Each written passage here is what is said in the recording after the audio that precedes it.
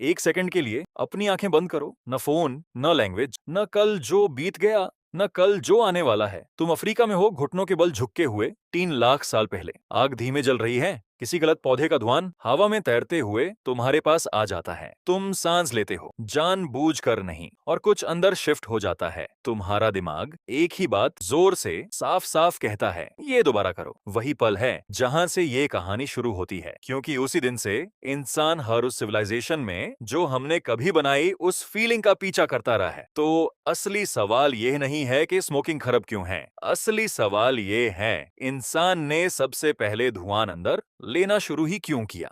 जवाब शुरू होता है 2 लाख साल पहले, साउथ अफ्रीका में वॉन्डरवर्क केव में आर्कियोलॉजिस्ट्स को मिली एक कंट्रोल्ड फायर की राख, एक शेल्टर्ड स्पेस के अंदर। ये वाइल्ड फायर नहीं, ये एक्सीडेंट नहीं, ये एक आग थी जिसे जानबूझकर मेंटेन किया जाता था और रोज इस्तेमाल किया जाता था। ये होमोसेपियंस नहीं थे, ये थे होमो इरेक्टस, छोटा दिमाग, भारी भ्रो, जीरो लिखी हुई लैंग्वेज, लेकिन उनके पास आग थी और हर रात बिना नागा वो उसके आसपास बैठते थे। यहाँ एक बात है जो ज्यादातर लोग कभी सोचते ही नहीं, आग सिर्फ गर्मी और रोशनी नहीं देती। जब ऑर्गेनिक मैटर जलता है तो वो केमिकल कंपाउंड्स रिलीज करता है, एल्कलॉइड, टर्पिनेज, वॉलेटाइल मॉलिक्यूल्स जो धुआं में तैरते हैं और जब सांस के थ्रू अंदर जाते हैं तो इंसान के नर्वस सिस्टम से इंटरैक्ट करते हैं। कुछ हार्मलेस होते हैं, कुछ नहीं होते, और कुछ profoundly psychoactive. Early humans campsite किसी नियर बाय प्लांट लाइफ देखकर नहीं चूंते थे, वो शेल्टर, पानी और सेफ्टी देखकर चूंते थे। मतलब कभी कभी फायर में जो लकड़ी जाती थी वो उन पौधों से आती थी जो ऐसी चीजें रिलीज करते थे जिनके लिए उनका दिमाग तैयार नहीं। जब पहली बार ऐसा हुआ, किसी को समझ नहीं आया कि क्या हो रहा है, बस किसी को कुछ अलग महसूस हुआ, हल्का अजीब, शायद दारा हुआ भी, प्रॉबेबली दोनों।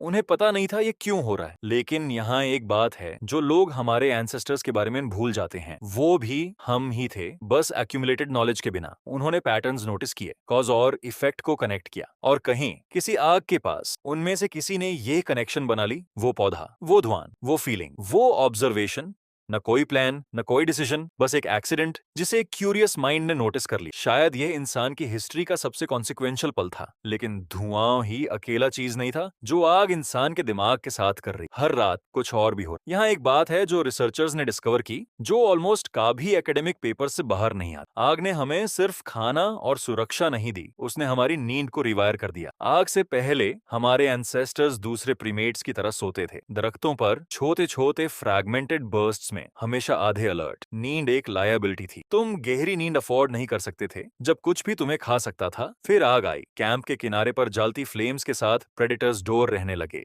अंधेरा जो एक वक्त लीथल था अब मैनेजेबल बन गया। पहली बार हमारी एवोल्यूशनरी हिस्ट्री में इंसान का बॉडी जमीन पर लेटकर सच में रिलैक्स कर सका, और कुछ शिफ्ट हो गया। मॉडर्न इंसान लगभग हर दूसरे प्राइमेट से कम सोता है। चिंपैंजी को लगभग 10 घंटे मिलते हैं, ओरंगुटन्स को 11 के करीब। हम एवरेज करते हैं 7 से 8, लेकिन क्वालिटी बिल्कुल अलग है। हम ड्रामेटिकली ज्यादा वक्त REM स्लीप में बिताते हैं, वो डीप फेज जो मेमोरी कंसोलिडेशन, इमोशनल प्रोसेसिंग और विविड इमर्सिव ड्रीमिंग से जुड़ा है। हार्वर्ड के रिसर्चर्स ने प्रपोज किया कि इसकी वजह आग थी। एक बार जमीन पर सोना सेफ हो गया, एवोल्यूशन ड्यूरेशन के बजाय डेप्थ के लिए ऑप्टिमाइज कर सकती थी। एक दिमाग जो ज्यादा वक्त उन स्टेट्स में बिता रहा हो जो न वर्किंग है न फुली अनकॉन्शियस, और यहीं से ये सब कुछ आपस में जुड़ा है। रेम स्लीप न्यूरोलॉजिकली एक ऑल्टर्ड स्टेट है। रियम के दौरान तुम्हारा दिमाग तुम्हारे वॉकिंग ब्रेन जैसा दिखता ही नहीं। कुछ रीजन्स चुप हो जाते हैं, कुछ ऐसे पैटर्न्स में फायर करते हैं जो नॉर्मल कॉन्शियसनेस में नहीं होते। तुम्हें टाइम का पता नहीं चलता, तुम्हें ऐसे विविड, इमोशनली ओवरवेलमिंग चीजें महसूस होती हैं जो उस वक्त बिल्कुल रियल लगती हैं। वो लोग जो उन आगों के आसपास बैठे थे वो सिर्फ एक्सीडेंटली साइको एक्टिव स्मोक नहीं ले रहे थे, वो हर रात अपने नर्वस सिस्टम की सबसे गहरी ऑल्टर्ड स्टेट्स भी एक्सपीरियंस कर रहे थे। स्टेट्स जो सिर्फ आग की वजह से पॉसिबल हुई थी। सपने पहला ऑल्टर्ड स्टेट थे, आग ने उन्हें पॉसिबल बनाया। और जब वही लोग विविध इमोशनली रॉ सपनों से जागते और फिर वही आग के पास बैठते और धुआं सांस लेते जो उनकी परसेप्शन बदल देता, तो ये दोनों एक्सपीरियंसेस एक दूसरे से ओवरलैप हो जाते, एक ऐसे तरीके से जो सिग्निफिकेंट महसूस होता। शाम में नहीं, लेकिन रिलेटेड। दोनों फिर लिख्त के किनारे पर होते थे। दोनों तुम्हें ये फीलिंग देते थे कि कुछ इंपॉर्टेंट हुआ है, चाहे तुम बता ना पाओ कि क्या। आग ही दोनों दुनियाओं के बीच का पल थी। लेकिन असल में उन पहले वेकिंग एक्सपीरियंसेस को ट्रिगर क्या कर रहा था? जवाब पहले से तुम्हारे दिमाग के अंदर है। यह तुम्हारी पूरी जिंदगी वहीं रहा है। तुम्हारे दिमाग में कुछ है जिसे एंडोकानाबिनॉइड सिस्टम कहते हैं। ये mood, memory, appetite and stress response regulate करता है। एक लिविंग ऑर्गेनिज्म के रूप में फंक्शन करने के लिए फंडामेंटल। इस सिस्टम में रिसेप्टर्स होते हैं, रिसेप्टर्स जो कैनाबिनॉइड्स को रेस्पॉन्ड करते हैं। अब यहाँ एक बात है जो तुम्हें रोक देनी चाहिए। ये रिसेप्टर्स कैनाबिस की वजह से इवॉल्व नहीं हुए। ये पूरी तरह इंटरनल पर्पसेस के लिए इवॉल्व हुए थे। कैनाबिस बस ऐसे कंपाउंड्स प्रोड्यूस करता है जो उनमें ऑलमोस्ट परफेक्टली फिट हो जाते हैं। तो जब पहली बार एक इंसान ने जलते हुए कैनाबिस का धुआं सांस लिया, और कैनाबिस अफ्रीका, एशिया और यूरोप के बड़े हिस्सों में वाइल्ड उगता है, उनके दिमाग का रिएक्शन कंफ्यूज्ड नहीं था। ये एक फेमिलियर रिएक्शन था। रिसेप्टर्स पहले से वहां थे, कंपाउंड ने बस उन्हें एक्टिवेट कर दिया। एक ऐसे तरीके से जो हल्के में कहें तो अब बहुत नोटिसबल था। इतना नोटिसबल के याद रहे, इतना नोटिसबल के दोबारा तरह किया जाए। ये कोई चीज नहीं है जो अनसेंट हिस्ट्री को एक्सेसिटिंग बनाने के लिए बोले जा रहा है। ये एक लेगिटिमाते हाइपोथेसिस है मल्टीपल फील्ड्स के रिसर्चर्स के बैकिंग के साथ। जहां अर्ली ह्यूमंस रहते थे, उसे देखते हुए सर्चो एक्टिव स्मोक का एक्सपोजर कोई रिमोट पॉसिबिलिटी नहीं था। ये एसेंशियली इनएविटेबल था। सवाल ये नहीं है कि ये हुआ या नहीं, सवाल ये है उन्होंने ये जानबूझकर कब शुरू किया। इसका एक काफी स्पेसिफिक जवाब है। ये आता है पहाड़ों में एक बुरियल साइट से। पामीर माउंटेन्स 500 बस एक burial site. Ancient wooden braziers shallow bowls टांगों पर गर्म पत्थरों को रखने के लिए बनाए गए, और उनमें कैनाबिस पौधों का रेसिडुए उनुसुआलय हाई तक कंसंट्रेशंस के साथ। यह रोप फाइबर नहीं था, ये इंडस्ट्रियल हेम्प नहीं था। किसी ने जानबूझकर इसकी प्सेचोएक्टिव पोटेंसी के लिए कैनाबिस चुना और उसे एक रिचुअल बुरियल में रखा डेलिबरेटली, इतनी नॉलेज के साथ कि उन्होंने स्ट्रांगर वैरायटी चुनी। मॉडर्न केमिस्ट्री ने इससे कंफर्म किया है मिसमजा। हम रेसिड्यूए टेस्ट कर सकते हैं, हमें पता है वहां क्या था। ये करंटली रिकॉर्ड पर इंटेंशनल स्मोकिंग का सबसे पुराना डायरेक्ट फिजिकल एविडेंस है। लेकिन इस बात में एक प्रॉब्लम है। फिजिकल एविडेंस के लिए फिजिकल सर्वाइवल चाहिए। Organic material, plant fibres, wooden pipes, leather pouches disintegrate हो जाते हैं। नॉर्मल साइल में बस कुछ संतुरियस और वह गायब। जो हमें इन साइट्स पर मिलता है वह नहीं है जो एग्जिस्ट करता था, ये वह है जो सरवाइव करने में कामयाब हुआ। ये दोनों बहुत अलग चीजें हैं। जब हम कहते हैं सबसे पुरान एविडेंस 2500 साल पुरान है, तो हम असल में ये कह रहे हैं कि सबसे पुरान एविडेंस जो इतना लंबा सरवाइव कर पाया कि हम उसे ढूंढ सकें। ये प्रैक्टिस खुद ऑलमोस्ट सर्टेनली इससे बहुत ज्यादा पुरानी है। कितनी ज्यादा पुरानी? तरह करो 12,000 साल उठा हमें। ग्रेट सॉल्ट लेक डेजर्ट उठा एक हेरथ 12,000 साल पुरान। उसके अंदर एक वाइल्ड तंबाकू स्पीशीज के सीड्स जो नॉर्थ अमेरिका का नेटिव है, रैंडमली बिखरे हुए नहीं, कंसंट्रेटेड एक ऐसे पैटर्न में जो डेलिबेराते प्लेसमेंट सुगेस्ट करता है। कोई पाइप्स नहीं, कोई पॉटरी नहीं, बस सीड्स एक आग में 12,000 साल पहले। ये इंटेंशनल तंबाकू उसे को पहले के एस्टिमेट से हजारों साल पीछे अनडिफाइंड कर देता है। और ये एक सवाल खटडीला करता है जो एक बार सुनने के बाद भूला नहीं जाता। अगर नॉर्थ अमेरिका में लोग 12,000 साल पहले तंबाकू के सीड्स आग में डाल रहे थे, तो दूसरे कॉन्टिनेंट्स पर लोग उस एग्जैक्ट शाम वक्त अपने लोकल सेचोएक्टिव पौधों के साथ क्या कर रहे थे? क्योंकि 12,000 साल पहले इंसान हर जगह थे। सुब सहारन Africa, south east Asia, Europe, Australia, अलग अलग पौधे शामिल। ब्रेन। एक ग्रीक हिस्टोरियन ने बिल्कुल वही डिस्क्रिबे किया जो हो रहा था, और 2000 साल तक किसी ने उन पर विश्वास नहीं किया। हेरोडोट्स एक ग्रीक हिस्टोरियन थे जो लिख रहे एम्फैटिक थे। लगभग 440 बस में अपनी किताब थे हिस्टोरियस में। हेरोडोट्स ने लिखा कि स्कीथियंस अपने डेड लोगों को दफनाने के बाद एक प्यूरिफिकेशन रिचुअल करते थे। वह छोटे छोटे पोल्स और फेल्ट से एक टेंट जैसा स्ट्रक्चर खड़ी ढांचा करते थे। उसके अंदर वह गरम गरम पत्थरों पर कैनाबिस के सीड्स डालते थे। सीड्स जलते और एक डेंसे स्वीट स्मेलिंग वेपर उठता। स्कीथियंस उस टेंट के अंदर बैठकर उस वेपर में सांस लेते और प्लेजर से चीखते थे। उनके लिए यह सिर्फ एक रिचुअल नहीं था, यह उनका नहाने का तरीका था। वह पानी से कभी नहीं नहाते थे। हेरोडोट्स ने यह सब देखा और उन्होंने जितनी ईमानदारी से हो सके उतनी ईमानदारी से लिखा, और 2000 साल तक लोग ये मानते रहे कि वह गलत थे। सबक हेरोडोट्स के बारे में नहीं है, सबक ये है कि हम एंशंट वर्ल्ड के बारे में कितना मिसअंडरस्टैंड करते हैं, और कितनी बार जो चीज हमें पक्का पता होती है वह उलट ही निकलती है। अब तंबाकू और वह सब कुछ जो तुम तंबाकू के बारे में जानते हो उसका उल्टा। तंबाकू अमेरिकास का नेटिव है, मतलब 1492 तक पूरी ओल्ड वर्ल्ड ने इसे कभी एनकाउंटर नहीं किया था। कोलंबस ने अपनी जर्नल में नोट किया अराइवल के कुछ हफ्तों के अंदर ही कि जो इंडिजिनस लोग उन्हें मिले वह छोटी जलती हुई स्टिक्स लेकर घूमते थे, धुआं अंदर लेते थे और उसे मुंह और नाक से बाहर छोड़ते थे। उसका क्रू कंफ्यूज था। उसका क्रू भी कुछ हफ्तों के अंदर ही ये करना शुरू कर दिया ऑब्वियसली। लेकिन अमेरिकाज में तंबाकू का इस्तेमाल 1492 में नया नहीं था। एंशियंट पाइप्स में रेसिड्यू एनालिसिस इसे कम से कम 3,500 साल पीछे ले जाता है। कुछ रिसर्चर्स अमेजन बेसिन के कल्चरेशन पैटर्न्स देखकर इसे 10,000 साल या उससे ज्यादा बताते हैं। यहां जो चीज पूरी की पूरी खो जाती है, एंशियंट अमेरिका में तंबाकू रिक्रिएशनल नहीं था, ये सेक्रेड था। ये स्पिरिचुअल वर्ल्ड के साथ कम्युनिकेशन खोलता था।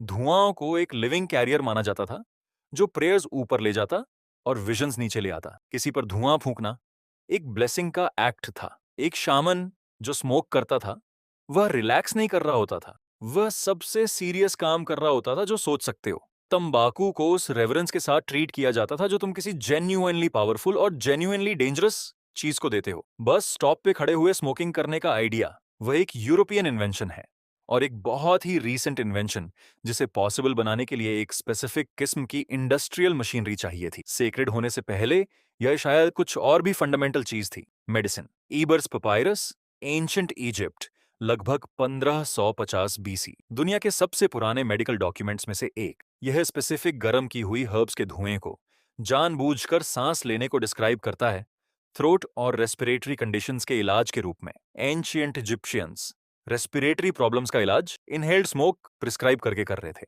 हमारे एंगल से ये ऑब्जर्व लगता है, उनके एंगल से ये लॉजिकल था। अगर किसी पौधे में थेरेप्यूटिक प्रॉपर्टीज हैं और फेफड़े उसका एंट्री पॉइंट है, तो धुआं सबसे डायरेक्ट डिलीवरी है। फेफड़े कॉम्पाउंड्स को एफिशिएंटली अब्सॉर्ब करते हैं। तुम एसेंशियली एक इनहेलर बना रहे हो, हम आज भी ये करते हैं। अस्थमा इनहेलर्स इसी प्रिंसिपल पर काम करते हैं। एनेस्थेटिक गैसेस इसी प्रिंसिपल पर काम करते हैं। डिलीवरी मेथड सर्वाइव कर गया, जलाने वाला हिस्सा मोस्टली नहीं। एंशिएंट इंडियन आयुर्वेदिक मेडिसिन 3,000 साल से ज्यादा पुरानी एक फॉर्मल प्रैक्टिस डिस्क्राइब करती है जिसे धूमापना कहते हैं। लिटरली स्मोक ड्रिंकिंग, स्पेसिफिक पौधे, specific conditions, specific preparation protocols, improvised नहीं, एक फॉर्मलाइज्ड मेडिकल सिस्टम सदियों में रिफाइन किया गया। एंशिएंट ग्रीस, चाइना, मेसोपोटामिया और इंडिया में हर अर्ली डॉक्यूमेंटेड सिविलाइजेशन में डिलिब्रेट थेराप्यूटिक स्मोक इनहेलेशन का एविडेंस मिलता है। एडिक्शन की तरह नहीं, हैबिट की तरह नहीं, मेडिसिन की तरह। एक ऐसी दुनिया में जहां सर्जरी नहीं थी, एंटीबायोटिक्स नहीं थे, जहां ऑलमोस्ट कुछ भी नहीं था जो हम रिकॉग्नाइज करते, एक ट्रीटमेंट जो कभी कभी काम कर जाता उसकी कीमत सबसे ज्यादा थी। लेकिन एक और वजह है जिसके लिए इंसानों ने स्मोकिंग की, और शायद यह सबसे पुरानी वजह है। इंसान सोशियल एनिमल्स हैं। हम ग्रुप्स में इवॉल्व हुए। ग्रुप कोहीजन, एक दूसरे पर भरोसा करने की, कोऑर्डिनेट करने की, एक यूनिट की तरह मूव करने की एबिलिटी, ये कोई प्रेफरेंस नहीं थी, ये सर्वाइवल थी। मॉडर्न न्यूरोसाइंस ने कुछ स्ट्राइकिंग डिस्कवर किया है। शेयर्ड रिचुअल्स पार्टिसिपेंट्स के बीच न्यूरल एक्टिविटी को सिंक्रोनाइज करते हैं। वह मेजरेबली ट्रस्ट बढ़ाते हैं। वह ग्रुप आइडेंटिटी को डीपन करते हैं ऐसे तरीकों से जो बायोकेमिकली रियल हैं, मेटाफोरिकल नहीं। जब अर्ली ह्यूमंस का एक ग्रुप एक इंक्लोज्ड स्पेस में बैठकर शर्ड स्मोक के थ्रू कलेक्टिवली एक ऑल्टर्ड स्टेट में जाता था, तो कुछ और भी हो रहा होता था। सिर्फ इंडिविजुअल दिमागों पर जो इफेक्ट हो रहा था उससे ज्यादा ग्रुप बॉन्ड हो रहा था, एक ऐसे तरीके से जो उनके पास अवेलेबल किसी भी दूसरे जरिए से रेप्लिकेट करना एक्सट्रीमली मुश्किल था। शेयर्ड इंटेंस एक्सपीरियंस एक स्पेसिफिक क्वालिटी का कनेक्शन बनाता है। म्यूचुअल वल्नरेबिलिटी, म्यूचुअल ट्रस्ट, एक आइडेंटिटी जो इंडिविजुअल से आगे बढ़ती है। जो भी कभी दूसरे लोगों के साथ किसी मुश्किल चीज से गुजरा है, वह इसे बिना किसी स्टडी के समझता है। रिचुअल स्मोक सर्कल सिर्फ एक गैदरिंग नहीं था, यह सोशल इंफ्रास्ट्रक्चर था। ये उस तरह का ट्रस्ट बनाने का तरीका था जो तुम्हें दूसरे लोगों के साथ खतरनाक सिचुएशंस में जाने देता और जेन्युइनली बिलीव करने देता कि वह तुम्हें छोड़कर नहीं जाएंगे। यह फंक्शन प्रॉबेबली दूसरे सबसे पुराना है, मेडिसिन से भी पुराना, स्पिरिचुअल यूज से भी पुराना, क्योंकि ग्रुप कोहीजन इन दोनों से पहले एक सर्वाइवल रिक्वायरमेंट थी। और फिर यूरोप ने तंबाकू को हाथ में ले लिया और उसका पूरा कॉन्टेक्स्ट हटा दिया। 1492 के कुछ दशकों के अंदर ही तंबाकू पूरे ओल्ड वर्ल्ड आस्ट्रेलिया में फैल गया। एक सदी के अंदर यह ग्लोबली ट्रेड होने लगा। जो इंडिजिनस अमेरिकन्स ने हजारों साल तक एक केयरफुली मैनेज्ड, डीपली रिचुअलाइज्ड प्रैक्टिस में इनकॉर्पोरेट किया था, वह यूरोपियन हैंड्स में 4 सदियों से भी कम वक्त में एक कमोडिटी प्रोडक्ट बन गया। अर्ली 20th सेंचुरी तक इंडस्ट्रियली मैन्युफैक्चर्ड सिगरेट्स ने तंबाकू को सस्ता, कन्वीनियंट और पहले से कहीं ज्यादा एडिक्टिव बना दिया। स्पेसिफिक कंपाउंड्स ऐड किए गए ताकि निकोटिन एब्जॉर्प्शन तेज हो और बॉडी से उसका क्लियरेंस जल्दी हो। ये एडिक्शन साइकिल को एक्सीडेंटली डिस्कवर करना नहीं था, ये इंजीनियर करना था। वही पौधा, वही बेसिक एक्ट, बिल्कुल अलग रिलेशनशिप। एक शमान जो अपनी बेरियल साइट पर पोटेंसी के लिए कैनबिस चुन रहा है, शेयर्ड स्मोक के थ्रू जिंदा लोगों को मृत लोगों से जोड़ रहा है, उस इंसान में और 1960 के एक टोबैको एग्जीक्यूटिव में जो बच्चों को टारगेट करने वाली कैंपेन्स पर साइन ऑफ कर रहा है, ऑलमोस्ट कुछ भी कॉमन नहीं है। दोनों में धुआं था, बाकी ऑलमोस्ट कुछ भी सेम नहीं था। तो इंसान ने असल में स्मोकिंग कब शुरू की? ईमानदारी से जवाब है, हम अभी भी यह फिगर आउट कर रहे हैं। फिजिकल एविडेंस हमें कॉन्फिडेंस के साथ 12,000 साल पीछे ले जाता है। नेचुरल फायर से साइको एक्टिव स्मोक का एक्सपोजर इससे भी बहुत पीछे जाता है, शायद कंट्रोल्ड फायर के पहले सस्टेन्ड यूज तक 10 लाख साल पहले। जो हमें पक्का पता है, जब तक किसी भी ह्यूमन सिविलाइजेशन ने लिखना डेवलप किया, स्मोकिंग पहले से ही एंशंट थी, पहले से रिचुअलाइज थी, पहले से मेडिसिन, स्पिरिचुअलिटी और सोशल कोहिजन में एम्बेडेड थी। ऐसे तरीके से जो ये इंप्लाई करता है कि किसी ने भी इसे लिखने के बारे में सोचने से पहले सदियों की प्रैक्टिस हो चुकी थी। ये बिहेवियर एग्रीकल्चर से पहले की है, ये पोट्री से पहले की है, ये हर उस सिविलाइजेशन से पहले की है जिसे तुमने कभी पढ़ा है। और उसके नीचे जो ड्राइव है, ऑल्टर्ड स्टेट्स ढूंढने की ड्राइव, ऑर्डिनरी एक्सपीरियंस और किसी ऐसे चीज के बीच का थ्रेशोल्ड पार करने की ड्राइव जो बड़ी महसूस होती है, वह इंसान की कॉग्निशन की एक फंडामेंटल फीचर लगती है, कोई ग्लिच नहीं। रोनाल्ड सीगल, यूसीएलए के एक साइकोफार्माकोलॉजिस्ट, ने प्रपोज किया कि ऑल्टर्ड कॉन्शियसनेस की तलाश एसेंशियली एक फोर्थ बायोलॉजिकल ड्राइव की तरह फंक्शन करती है, भूख, प्यास और सेक्स के साथ साथ। और यह सिर्फ इंसान नहीं है, एलिफेंट्स फर्मेंटेड फ्रूट ढूंढते हैं, साइबेरिया में रेनडियर साइकेडेलिक मशरूम्स खाते हैं और फिर दूसरे रेनडियर का यूरिन पीते हैं जिन्होंने वह मशरूम्स खाए थे, क्योंकि एक्टिव कंपाउंड्स इंटैक्ट सरवाइव करते हैं। रेनडियर साइबेरिया में ड्रग रिसाइकलिंग कर रहे हैं। अगर ये ड्राइव इतनी पुरानी है, इतनी वाइड स्प्रेड है, स्पीशीज के आर पार इतनी कंसिस्टेंट है, तो इसे एक एब्रेशन की तरह ट्रीट करना ज्यादा सेंस नहीं बनाता। हमारे एंसेस्टर्स ने ऐसा नहीं किया। उन्होंने इसके आसपास सिस्टम्स बनाए, रिचुअल्स, रिस्ट्रिक्शंस, मीनिंग्स। उन्होंने एक पावरफुल चीज ली और उसे एक ऐसा कॉन्टेक्स्ट दिया जो उसे सर्वाइवेबल बनाता था। फिर हमने वह कॉन्टेक्स्ट हटा दिया। अगली बार जब तुम किसी बॉनफायर के पास हो और वह स्मेल तुम्हें आए, कुछ शिफ्ट होता है, कुछ पुराना। तुम्हारा नर्वस सिस्टम एक सिग्नल पिक करता है जिसे वह 1 लाख साल से प्रोसेस कर रहा है। एक सिग्नल जो कभी वार्मथ, सेफ्टी, कम्युनिटी का मतलब होता था, उस दुनिया का किनारा जो तुम्हें मारने की कोशिश कर रही थी, आग की वजह से थोड़ी देर के लिए मैनेजेबल बन जाती थी। धुआं नहीं बदला। जो बदला है वह यह है कि हमने उसके साथ करना क्या डिसाइड किया। और डिसीजंस की वह चेन, शामन के टेंट से लेकर सिगरेट मशीन तक, वही दूरी है एक ऐसी चीज के बीच जिसने हमें इंसान बनाने में मदद की और एक ऐसी चीज के बीच जिसने चुपचाप हमें मारना शुरू कर दिया। वही आग, बिल्कुल अलग दुनिया।